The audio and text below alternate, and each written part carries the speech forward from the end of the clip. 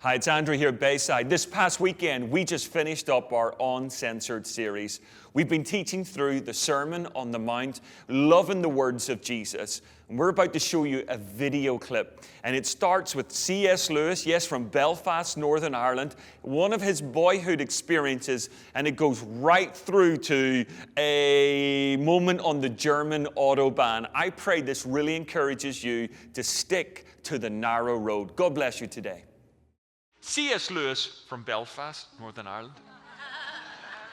When he was 13 years old, he had a little crisis of faith in his life. And he'd been raised sort of, let's say, as a nominal Christian and knew what the narrow road was.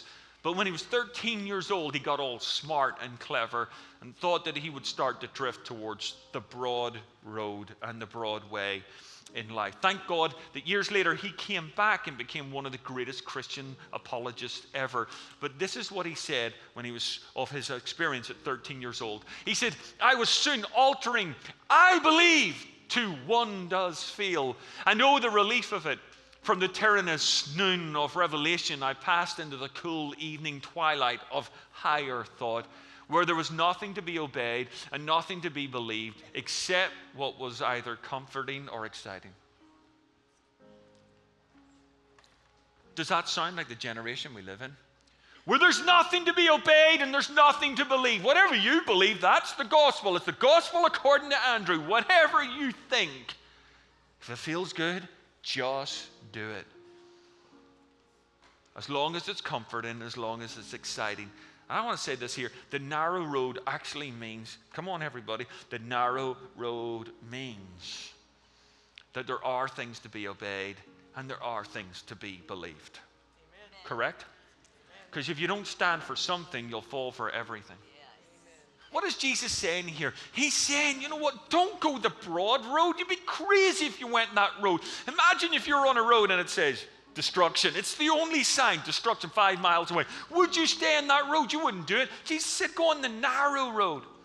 When we were away on vacation, we were in Ireland, then we went to France to see Isabel's folks. And we were driving around France quite a bit, and we got a rental car, and we went on the French freeways. But you couldn't call them freeways because they're not free. You got to pay tolls, but they're great roads. And this is what I noticed. That, do you know what, in France, they like their speed cameras. Oh my goodness, everyone. There are like just so many speed cameras.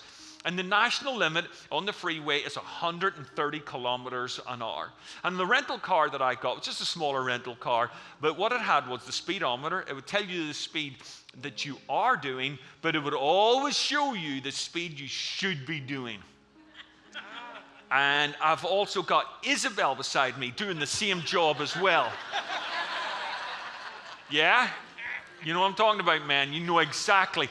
The conscience of Jesus is beside me, okay? So I've got a speedometer. I've got it telling me what I should be doing. I've got Isabel beside me. I've got the threat of speed cameras all around me.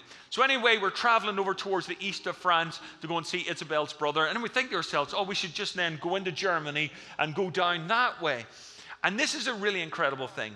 So what happens is you are driving in France and you've got the speedometer, you've got the speed that you should be doing. We've got Isabel saying, be careful with your speed. That's a French freeway. But when you cross from a French freeway onto the German Autobahn, everybody, oh yes, come on. Onto the German Autobahn, it's gloves off. It's gloves off, everybody. And it goes from this 130 kilometers per hour, which is about 80 miles per hour, 130 kilometers per hour, and it just disappears. And it is replaced by nothing. You suddenly become limitless. Limitless, everybody. You become limitless, and you can go for it. And I just go, oh, Isabel, it's all within the law. I'm perfectly legal. And it's like, come on, you Germans. And what's the point of all of this? Look at me, everyone. You can be a Ferrari for Jesus. Sometimes we hear this stuff about the narrow road. You know what we think? Well, you become a monk and I'll become a nun and we'll never see each other again. It's not anyway. It's not a boring life. It's the best life in the world, everyone.